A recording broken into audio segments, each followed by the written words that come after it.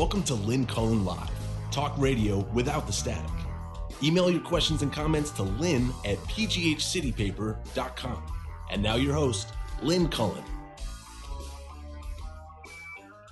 Why, hello there, and welcome to a beautiful, at least out my door, a beautiful spring day. It's April 7th, to be exact, 2021. And as usual, all kinds of stuff we can talk about. I want to start with actually the sports page, which I sometimes do, and something that I came across in today's New York Times sports section. I turned the page, and there, grinning at me, is two shirtless young men. They're in a locker room, baseball locker room, it turns out, and they are Roberto Clemente and Steve Blass, two names that Pittsburghers certainly know. And it is a picture taken after the Pirates won the World Series in 1971. And other than being astonished at how Blass looked, I mean, I know what he looks like now, and this sort of big, goofy-looking, sweet-faced kid, and then the incredible, handsome Clemente with his arm around him and his hand on his shoulder. A study in black and white. And the headline of this story is, "A conservative sport receives applause for taking a stand." And obviously, that should alert you to the fact that this is about Major League Baseball pulling the All-Star game from Atlanta because of the noxious, anti-democratic, in more ways than one, voting law that was passed in that state. Let me just, rather than paraphrase, I'm going to read the first little bit of this to you. So it's mostly quotes from Blass. Steve Blass pitched in parts of 10 seasons for the Pittsburgh Pirates. He won a World Series title in '71, earned an All-Star selection the following season, and retired from the Diamond a few years later. In many ways, he is representative of the average Major League Baseball player. And then Blass speaks.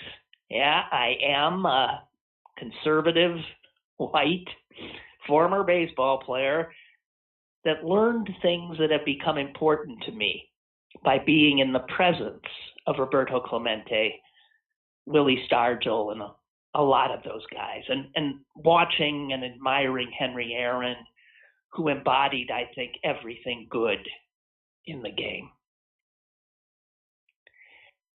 And then the reporter says, and here is a case in point of what Blass is speaking of. "After the assassination of the Reverend Dr. Martin Luther King Jr. in 1968, Blass watched as his black teammates, including Maury Wills, Stargell, and Clemente, addressed the team. And in the absence of a Major League Baseball-wide postponement of play, those black members of the team led the Pirates in unanimously deciding to sit out an exhibition game and the first two regular season games." I didn't know that. I mean, an exhibition game's one thing. Two of the first regular season games, the Pirates, at the behest of their black teammates, said, yes, unanimously. And that action by the Pirates led other teams to make a similar stance, which resulted in a delay to the start of the Major League Baseball season by a few days. Now, that was all news to me, maybe not to you, but to me it was. And it seems so amazing because I think if baseball is a conservative sport, as the headline says, then Pittsburgh is certainly a conservative town. I don't care that it's Democratic. It's a conservative town. And I'm just blown away by this piece of history that I didn't know. But knowing this, the reporter called Steve Blass after the announcement last week that the All-Star game was being pulled from Atlanta. And he wanted to see how Blass reacted. He applauded, it says, from his home in Florida, and said they took it, quite simply, because the people's rights to vote were being challenged and or threatened. And I'm proud to have been a member of Major League Baseball for taking this stance, because it's not an easy one. There's probably a lot of sponsorship money involved, but I am glad, and Roberto Clemente would have been glad too. And he pointed out that, Major League Baseball was going to make a big point of honoring Henry Aaron at this game. And it certainly, I would imagine, will still do so, but it was going to be doing so in the stadium in which he played his final games. At least I think it's the same stadium. I don't know. And Blass went on to say that he had little doubt that Aaron, too, would have liked Major League Baseball's action. Even if it was his town, he always had the rights of the people in the forefront of his heart. Okay, so that's just, I wanted to start with that because it was news to me. And I found it interesting and the kind of historical note that as a Pittsburgher you can take pride in, and the Pirates should take pride in, and I'm sure do. But shortly after reading that, I came upon a story which shows why the action is so necessary and why the bill passed in Georgia and others eagerly awaiting passage in Republican legislatures throughout the country, these noxious anti-democratic laws making it harder for people, especially people of color, to vote. Wow. Crystal Mason. Say her name. Crystal Mason. This poor woman can't get a break. She's 46 years old. She spent time in jail for a federal tax fraud. She lives in Fort Worth, Texas. And you may have heard of this story, but this story just doesn't seem to end. There never seems to be any resolution. But this is the face of the voter that Republicans want to squelch. Black women. And if you look at all the voters whose votes have been cast off, provisional ballots perhaps that they cast, whatever, in the last 12 years in the state of Texas,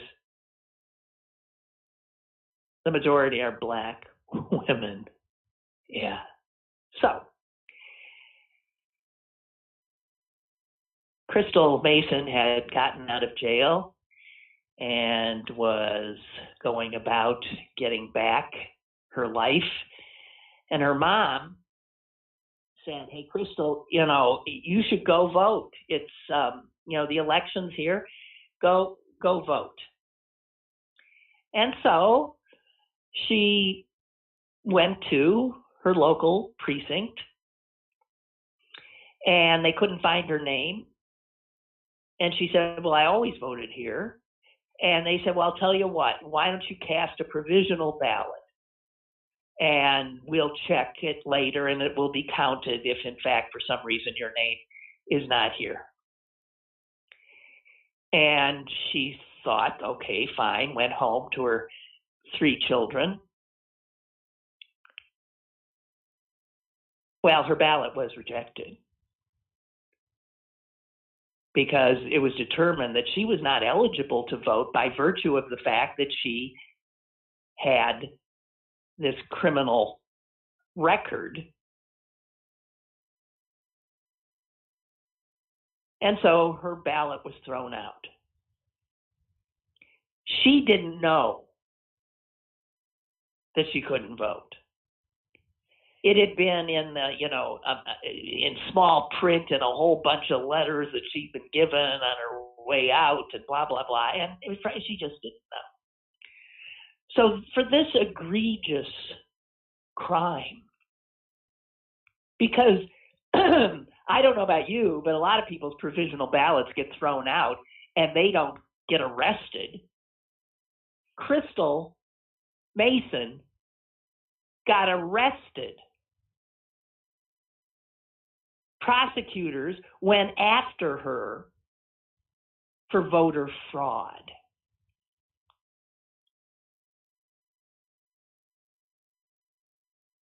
She was found guilty, and she was sentenced to 5 years in prison. Her crime, Black woman voting. It wasn't enough to not count the vote, which by law, however egregious that law is, by the way, okay.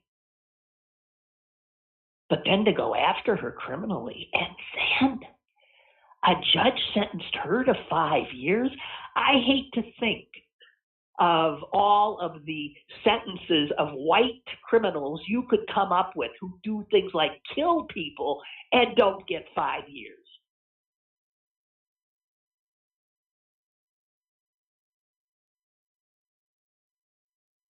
She appealed. A 3-judge panel, Texas appellate court, said, "Sorry, babe, nah, we're standing with this, the conviction and the sentence." Amazing, huh? The court said, "You broke the law.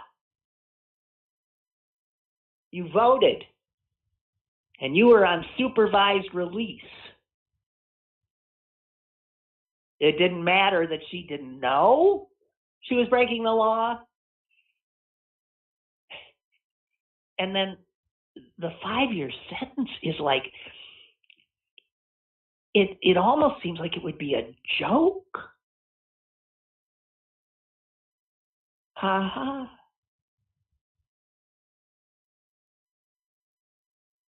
This thing happened when she voted in 2016.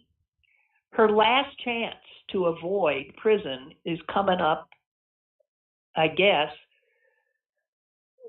any minute, because last week the Texas Court of Criminal Appeals agreed to rule on her last appeal, her last chance to avoid prison for daring to vote, a vote that was not counted because the law there was followed, and it worked. Just as these laws work over and over and over again, because voter fraud in this country is almost non-existent, and when it is found, it's just laughably often Republicans perpetrating the crime. And so all this Georgia bill and all the others are built, as we know, on an absolute outrageous lie that somehow Donald Trump won the election and it was stolen from him by voter fraud all over this country, especially right here in the great Commonwealth of Pennsylvania. It's a lie. It is a lie. And yet Republicans now eagerly trying to fix this problem that doesn't exist, spending all their time trying to figure out how to keep more people from voting, because when black people vote, they figure they lose.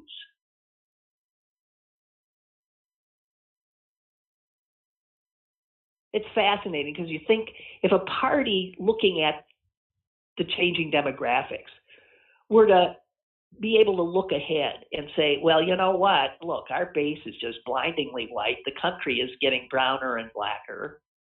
And we need to reach out and start pulling in those people. But that's not how they react. They react by saying, we need to keep those damn people from voting. And they think they're patriotic Americans. They are now indisputably a party that does not like the very concept of democracy. Letting the people, any people, my God, these black people, letting them vote. You know, a study was just done about who were those people that tried to stop our government from working, killing a cop and injuring so many others and scaring the bejeebers out of even more. The Capitol insurrection is the date, January 6th, a date that the Republicans are trying to sweep under the rug, a date that will live in infamy. So the numbers are being crunched in as much as we know who these people were, because as they're arrested, more and more and more of them are becoming known. So they're not so much a faceless crowd of marauding seditionists. They are now identifiable. And when you crunch the numbers, as a guy named Robert Pape, who's a political scientist, did, he said, you see a common pattern of who these people were. And here is that common pattern. They are mainly middle class to upper middle class white men. That's it. Middle class to upper middle class white men. That's who those marauders were. They were not some economically driven folk. And I mean, but people can't get in their head who these people are. And they are people that enjoy some status in a white male dominated culture. And they are freaked out because of what they see as their decline in status. They look around, and I'm sure having to see a black man as president of the United States, that's really what made a lot of them go simply berserk. Barack Obama.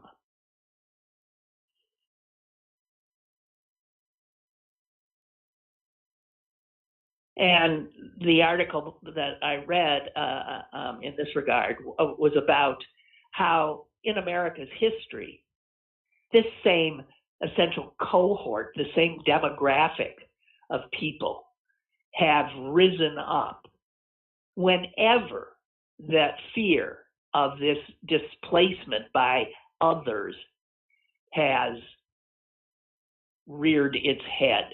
So you got the Know Nothing Party coming up, freaking out. You've got the KKK rising as blacks are allowed to. You have, this is a constant thread in America's story. And these people, the people who violated our capital, are millions in number. The very things that got them there are not changing. And so this kind of political violence is something that we are going to be seeing, because these guys are going to fight till the end. And they've got a lot of tools at their disposal, as you know. They have Fox News. They have that whole right-wingosphere. They have a Supreme Court that's decided that, there's no voting issues in the country, threw out the Voting Rights Act, for God's sakes, gutted it.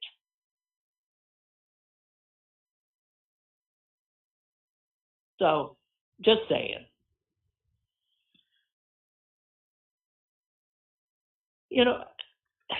I've been doing this kind of yapping at people for, God, I don't know what, over 40 years. And there are a few things that I remember doing sort of like alarming, Paul Revere type, wake up, we got this big problem. There are two issues that I remember trying to excite listeners to. And I'm going back to the 80s here. And one was about terrorism and about how there was this growing threat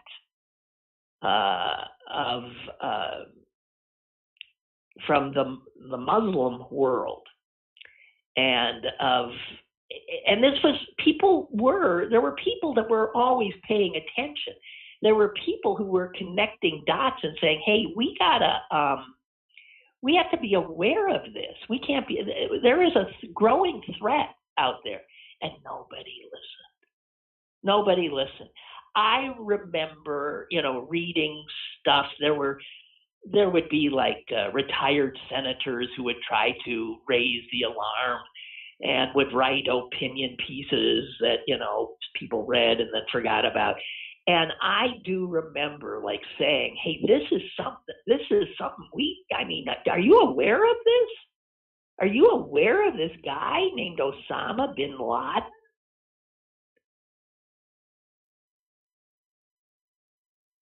Well, you know what happened. And then we reacted, because that's what we do. Maybe that's human nature. You can't get people, at least I know in this country, you can't get them to explore threats and or issues that they do not have an immediate experience of. You can't say to them, hey, in 10 years, if things keep going like they are, this horrible thing could happen. And the response you get from the American people and the American media generally is, yeah, okay, well, wake me up when it does. So that was one. And the other was global warming. And I remember, I would read these articles and they would scare the hell out of me. And I remember having read one about what we were doing to the ozone layer and to the oceans and how everything was warming up, and oh my God, and here's what's going to happen as a result of you, blah, blah, blah, blah, blah, blah. And I remember this show where I was saying, do you understand? This is going to upend the globe. This is going to create huge movements of people, refugees, people who are fleeing drought and other horrors, starvation. This is going to upend everything. You will have some countries trying to keep these people out. You will have other countries trying to, in some way, alleviate the issue. You are going to, and you know what? Did we do anything? Yeah, really. I bring it up. What made me think about this is a front page story today in the New York Times about Honduras. Honduras and Guatemala are the two countries that most of these refugees, these desperate people we are seeing trying to get into our country. Do we even know why? Well, I thought it was because they have, in many respects, pretty much failed governments. They've got gangs running cities and their neighborhoods and terrorizing people. They've got so much economic misery that, they're willing to take these desperate actions. They're not unaware of how the United States is dealing with this issue. They know their odds aren't great, but they're that desperate. Okay. Well, what I read today is, in this story, that the tipping point, the thing that probably forced a lot of these people who otherwise were going to sort of stay and endure it, something happened last fall, that was the last straw for many of them. Honduras was hit by two huge hurricanes, run right after the other. They wiped out whole towns. We didn't pay any attention. We pay attention to our hurricanes, not their hurricanes. But there are people who are living on top of the debris and the mud that then fell onto what was their homes. They're living there. They're living under bridges. They are without anything.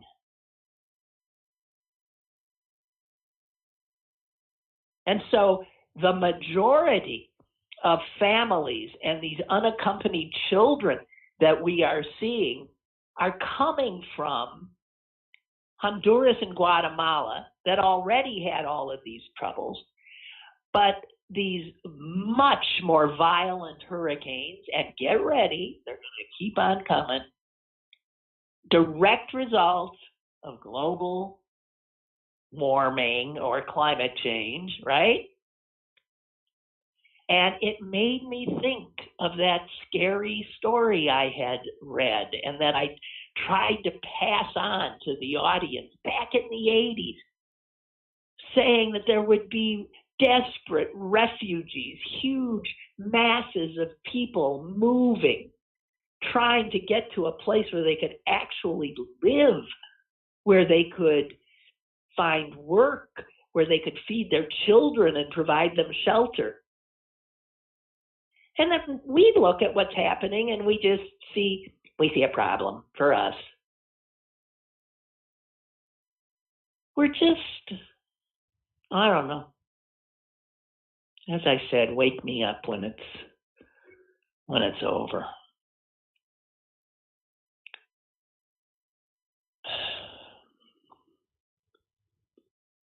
Hey, remember the obit that I had some questions about? I couldn't figure out.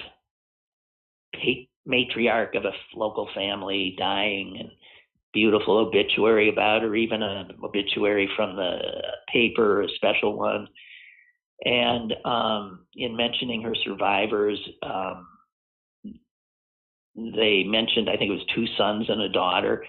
And then all of a sudden, the next day, this whole other different kind of obit, same woman, popped up, and it was from another son who was not mentioned in the original obit. You remember all that? And I, for the life of me, couldn't figure out what the heck. Well, I got an email from an anonymous source, and I'm not going to share all of it because, well, it sounds like I don't want to get in trouble with this guy. This is somebody who says he knows the person who wrote that second, the son that didn't get mentioned. Oh, I'm sorry, I've lost I can't believe this happened. Wait a minute. Just as I'm talking to you about this, I lose the screen? Are you kidding me? Hang on. Oh, shit. Okay, never mind. I'm all screwed up here as usual.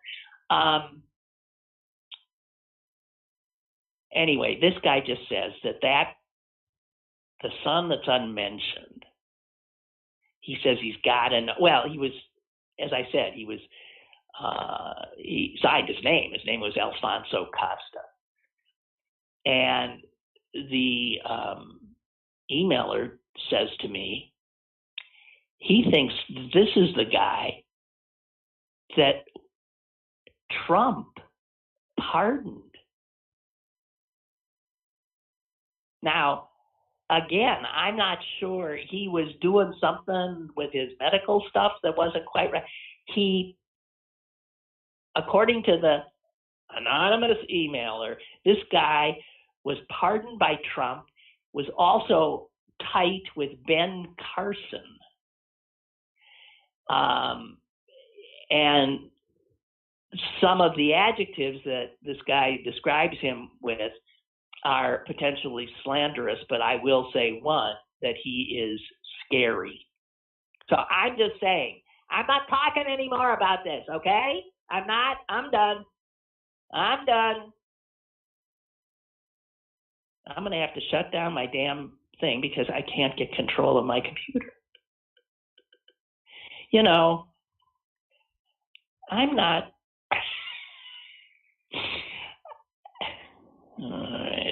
All right. Hang on here. Shut down. And now I probably won't be able to get it back up, but I hope if Jesus Christ. No, it's like frozen. I can't do a thing. You don't want to hear this. Okay. I don't blame you, but all right.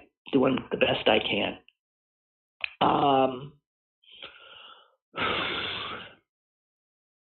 Okay. You know what? I don't understand. I don't understand anything anymore. I'm just in a perpetual state of knitted brow. Why is having proof that you've been vaccinated? They're calling it vaccine passports or vaccine whatevers. Why is that now the next thing that Republicans are freaking out about? I mean, it seems like a pretty reasonable thing that after going through this terrifying, and we're still going through it, right, crisis, that there should then be a secure way that every one of us can present proof that we have been vaccinated, so that maybe we'll be able to go into a concert or a store or whatever. I mean, there are colleges now that are saying they won't let students back until they show proof. So showing proof of being vaccinated is, it just seems like the next reasonable step that any society would take after this terrifying thing. So, of course, you see immediately the governors of Florida, Texas, Mississippi, all those, states we look up to for great governance. They're issuing executive orders, these governors, these Republicans. Governor Abbott, Texas, he's released an executive order barring both state agencies and private companies from receiving any funds ever from the state if they require proof of vaccination. Now, governmental entities like school boards, the Army, they've been requiring vaccinations for getting in, for being countries you can't travel to some countries unless you are able to prove you've been inoculated against certain diseases that kill people. And I mean, this has been the case in the United States since there was a Supreme Court case in 1905 in which Justice Harlan wrote, "A community has the right to protect itself against an epidemic of disease which threatens the safety of its members." Duh.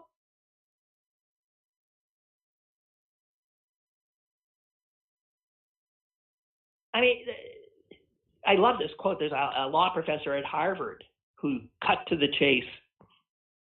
He says, look, I mean, on the face of things, requiring proof of vaccination is a lot like no shoes, no shirt, no service. Yeah.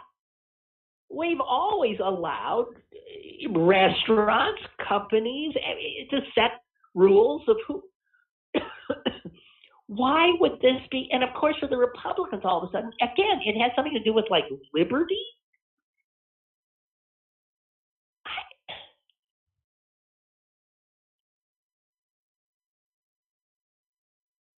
Businesses are very fearful that customers like me ain't going to be coming back unless they can assure us that their place is safe. And they can do that by asking everyone who comes through their door to show them vaccination, right?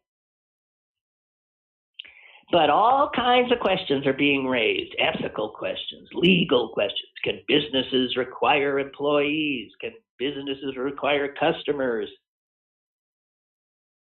I mean, the vaccine is ostensibly a voluntary thing. And on top of it, it's even doesn't have total FDA approval. But legal experts who are weighing in say, I mean, the answers to these questions is yeah. I mean, generally it is yes. But strangely, the Biden White House is not saying it approves of the idea. Here is the press secretary. The government is not now, nor will we be, supporting a system that requires Americans to carry a credential. There will be no federal vaccination database and no federal mandate requiring everyone to obtain a single vaccination credential. Now, this goes against the administration's own Department of Health and Human Services, because that department recently held a conference call with state leaders and local health officials who are stunned that the administration is not taking the lead. the chief medical officer of the association of all these state health officials said, it's going to be necessary to have this. There's going to have to be some kind of system where it's verified. I think everybody in our network is a little bit perplexed by the way the federal government seems to be at arm's length with this. So my brow remains knitted, but I find out I've got lots of company, that there are, even within the administration. Does it have something to do with the fact that we've always likened ourselves to, unlike like Europe, we don't require a national ID to be carried. And yet, what is this thing where I have to go, I still don't have the real ID? I mean, is that what it's about? I'm so confused.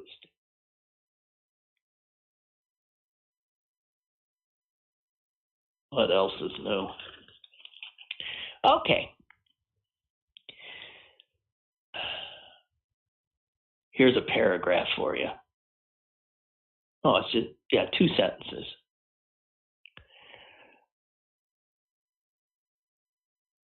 The coarse medical treatment that Alexei Navalny, a Russian opposition leader, is receiving in prison poses a lethal risk to his health, his personal doctor told journalists yesterday. The doctor was then arrested along with several reporters. I'm laughing. Welcome to Russia. I'll tell you, what a country. The doctor says, hey, my patient is not receiving good care, the doctor says to the reporters. And what do the Russians do? They arrest the doctor and the reporters.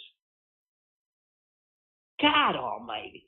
Hey, you Republicans, you want to know about concerns about freedom?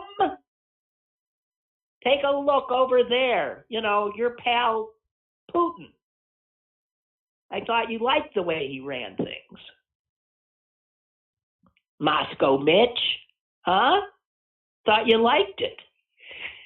And meanwhile, it appears that what they're trying to do, I mean, first of all, I don't even understand what he's in for. He's in for, I guess, not having the good sense to die when Putin poisoned him. He recovered, right? So now they've got him for some kind of parole violation. The violation, again, being, I think, that he didn't die. And they're going to kill him in there. I mean, they'll kill him through neglect, they'll kill him one way or the other. He's now got numbness in his legs. He's got some kind of respiratory infection, could be COVID, who knows? He thinks he has TB, whatever. This is, is there a country where the justice system actually works?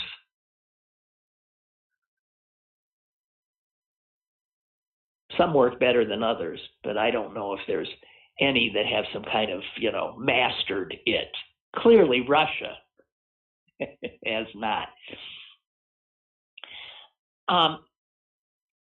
Also, I came across these 2 stories about, oh no, what? This is from the Allegheny County. Starting last evening, air quality readings at the Liberty Monitor increased. The health department, okay, so in other words, don't breathe. Our air is so, on a beautiful day like this, see, Pittsburghers were conditioned to believe that if the sky was blue, the air was clean. So not true. Says here the county has contacted U.S. Steel because they're responsible for spewing this shit into our air.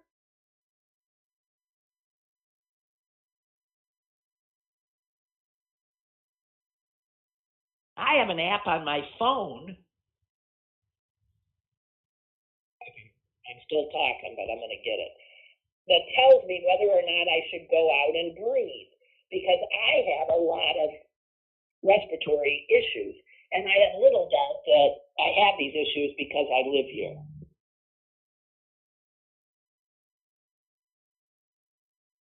Well, they're telling me that where I am, it's moderate. Okay. Allegheny Health, this just came out, a release from them. We have requested that U.S. Steel delay bringing their batteries online until air quality improves, and we have a better understanding of what caused this unhealthy situation. Particulate matter at PM 2.5. I'm so sick. Yeah, that's right. Lou writes, I'm utterly baffled that no one has, or at least I haven't heard it, made the comparison of COVID and the public health and smoking and the public health. One has a mysterious unseen culprit that can affect those standing next to them. The other has a mysterious unseen culprit that can affect those standing next to them. What am I missing? Yeah, and we passed all kinds of stuff, right? Laws, can't smoke here, can't smoke there. Huh. And Lou says, yeah, and you can include these polluters. We are idiots. Well, I'll quote Bob Dylan. We're only pawns in their game.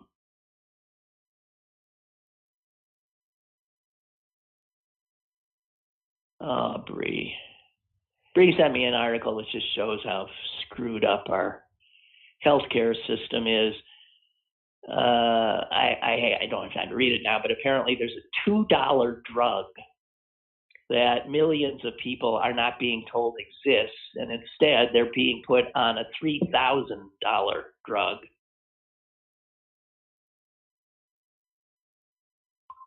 Isn't that something? Oh, be quiet. I'm on the phone. That's my landline. Why do I have a landline? I don't even answer it. The answering machine on it doesn't work.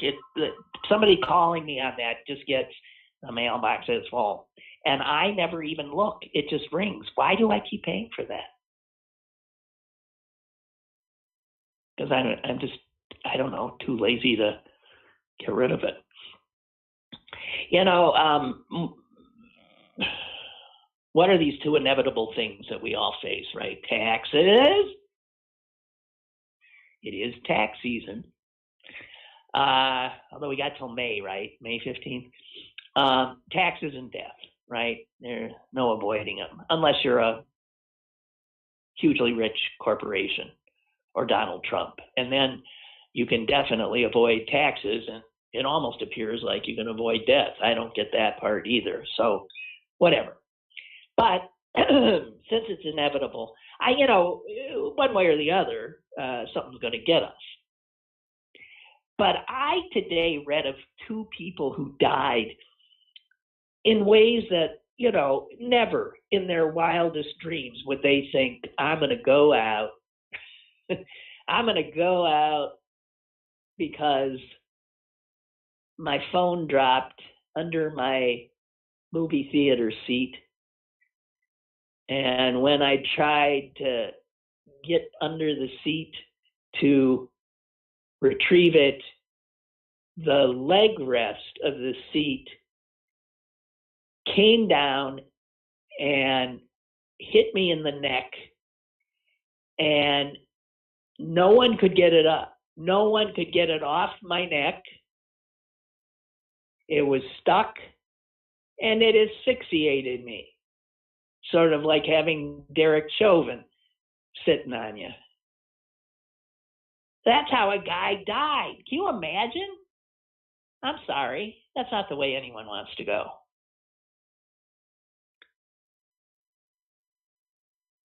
This happened in England, in Birmingham.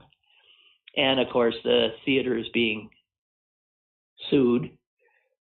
The guy was crushed to death by his movie seat. And to make it even worse, he had paid extra for an extra special seat, right? So there's that one. And then there's another lawsuit. This is how we find out about these things. A family of a California man is suing, I think it's a minor league baseball team. They don't have any money. Why are you suing them? The Fresno Grizzlies. No, he didn't get hit by a ball. It was a guy who, his name was Marshall. No, that's the son who's suing. Whatever. The father of the guy who's suing died because he choked to death during a taco eating contest at an event at a Fresno Grizzly game. Now, that's not a way to go either. I mean, first of all, how do you publicly choke in front of people? Didn't anyone know the Heimlich maneuver? I mean, I don't even understand that. How do you choke to death in that situation? God.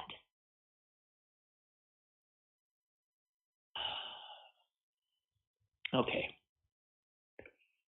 There's some funny stuff here about Mitch McConnell again. It's just beyond belief. How the Republicans now hate capitalism. They hate the corporations that they're totally beholden to. Let me try to find that for you. Okie dokie. What they're saying is, this is an article from The Intelligencer, written by Jonathan Chait. And it talks about how Mitch McConnell is the guy who sees speech as the most important. You cannot keep corporations from being able to speak. He quotes from a speech Mitch gave in 2012 when there was an effort to deny corporations the right to give as much money as they possibly could to the politicians they wanted to get elected. And Mitch is arguing that this is speech. And the Supreme Court upheld that, right? That corporate money is speech, just like corporations are people. Yeah, I don't get either of them.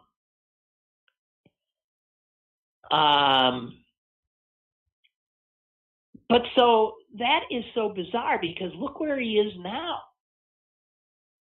Because here is McConnell, after the corporations spoke out against the Georgia law a little late. They spoke out, and now he's threatening them, right? Because he doesn't like the content of their speech. And he describes the corporate speech he doesn't like as, quote, a coordinated campaign by powerful and wealthy people to mislead and bully the American people.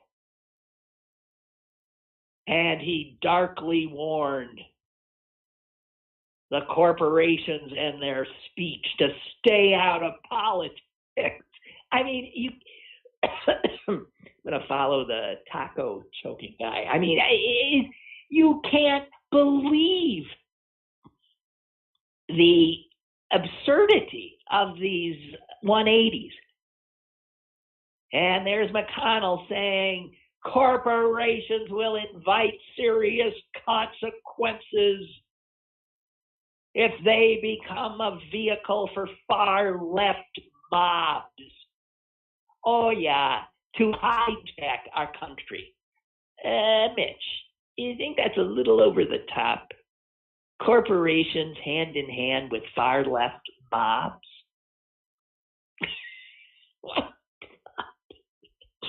Oh, dear Lord.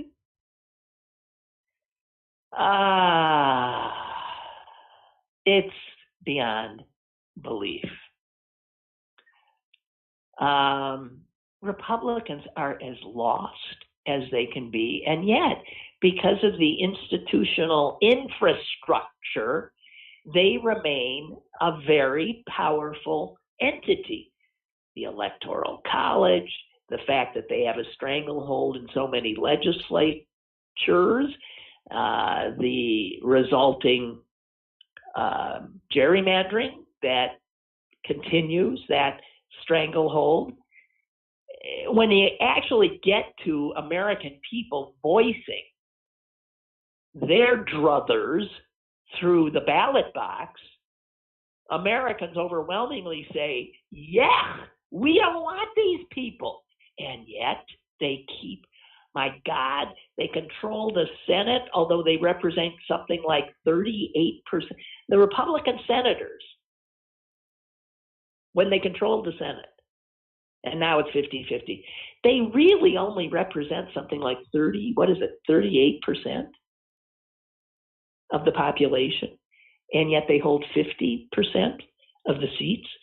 And that kind of undemocratic craziness is repeated over and over and over again in state legislatures.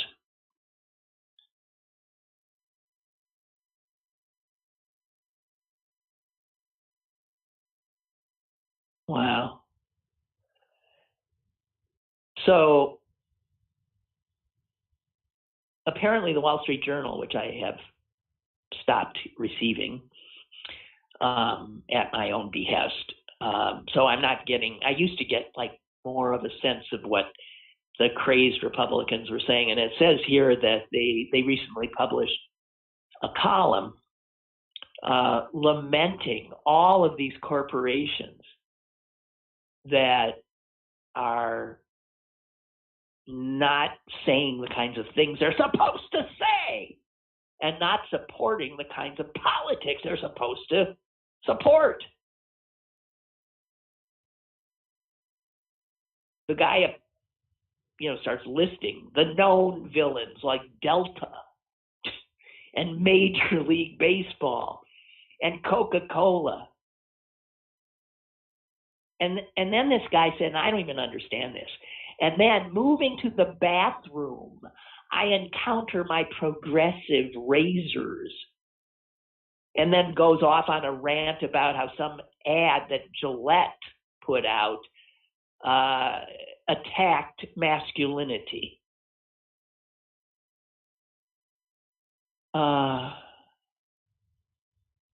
Geez, I don't know.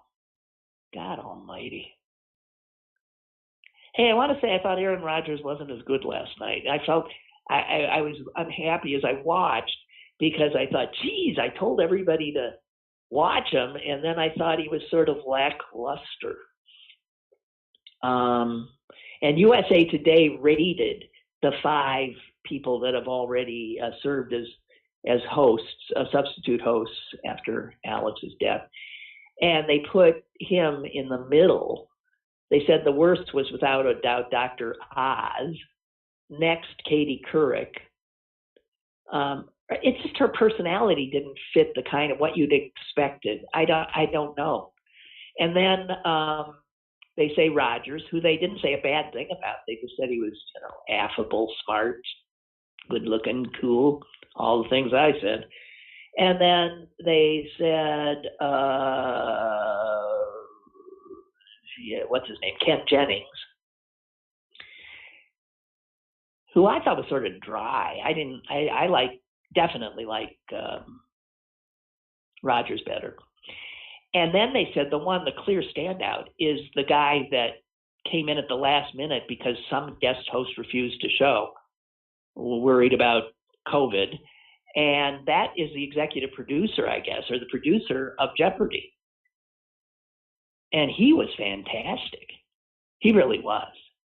And it turns out he has hosted some long forgotten quiz show before, so it wasn't his first time standing up and doing that kind of thing. So, just saying. All right, you guys, I think that does it pour moi. And I'll wish you a very happy day in this unseasonable warmth. And I'll be back tomorrow because I'm stuck in a rut. I just keep coming back. Be safe.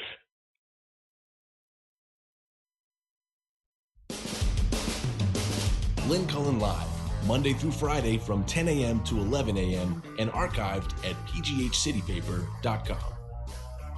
The opinions expressed on Lynn Cullen Live are those of the host and do not necessarily reflect the viewpoints of Pittsburgh City Paper or its advertisers.